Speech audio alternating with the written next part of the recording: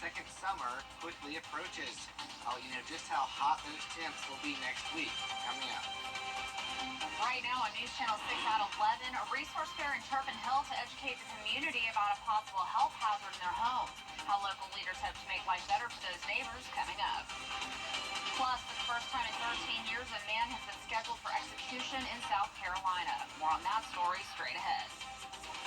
And South Carolina law enforcement agencies hit the roads looking for people driving under the influence. Those details and much more as your News at 11 starts right now. Live from Television Park, this is WJBF News Channel 6 at 11. And a good Saturday evening to you. I'm Kim Vickers. Thank you so much for watching. Coverage you can count on begins in Augusta, where it was a great day to help people in a local community. Today, the Turpin Hill Resource Fair took place at the Carrie J. Mays Community Center. Isabella Moody was there.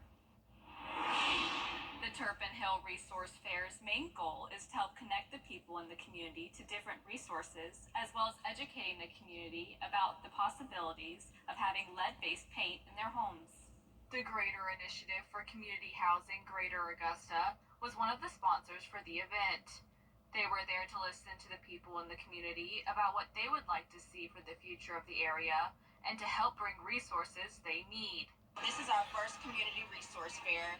We'll have other events later on over the course of the 3 years, but our primary focus is really just planning and developing a sustainable redevelopment program for the area. So we have to find out what the community needs. This event that they got going on is very nice for the community to all come together so that we can have a better place to stay. District 2 Commissioner Stacy Pulliam says she hopes the resource fair will take place every year. There have not been many things here at the Carrie J. Mays Center of this magnitude. And my community, this community, we need resources. And so the fact that so many people came out to share those resources to help make life better. Vendors at the fair included Georgia Power, Truist, and Augusta 311. There were also areas for children in the community to find a place. Coming to the places that are familiar to them, it shows them that there is more outside of their community, and to also get out there and get your name out there. And when you come to the places that are familiar to them, where they're comfortable, it shows them that there are fun and good opportunities for them where they stay. Attendees say they were happy to have these resources brought to their community. It's good to have these events so they can learn how to progress in the stage, especially for my generation. We're trying to figure out life.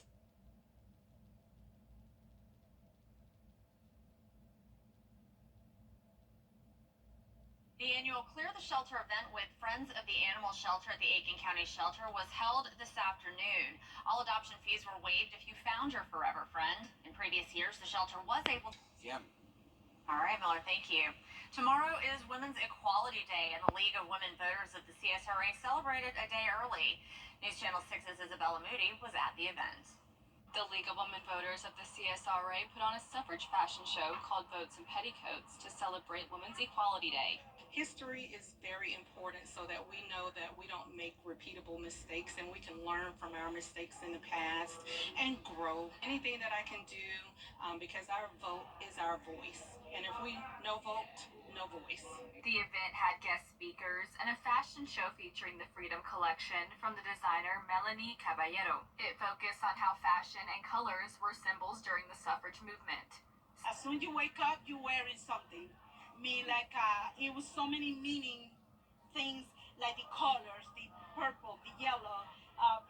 Fashion is part of our everyday life.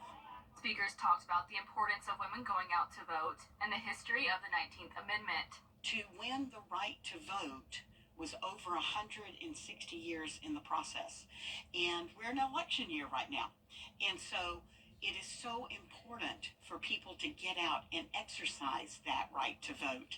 And one of the things we're going to call attention to is the 19th Amendment really only gave some women the right to vote. 1960, President Lyndon B. Johnson signed the Voter Rights Act, and that's when women of all colors were given the right to vote. A model I spoke to also had her 8-year-old daughter in the fashion show and brings her with her every time she votes. It's really inspiring to see so many people here and to be able to share share this with everyone. If you want to learn more about the League of Women Voters of the CSRA, you can find that on WJBF.com. In Augusta, Isabella Moody, WJBF News Channel 6. Well, in the city of Decatur, on the historic square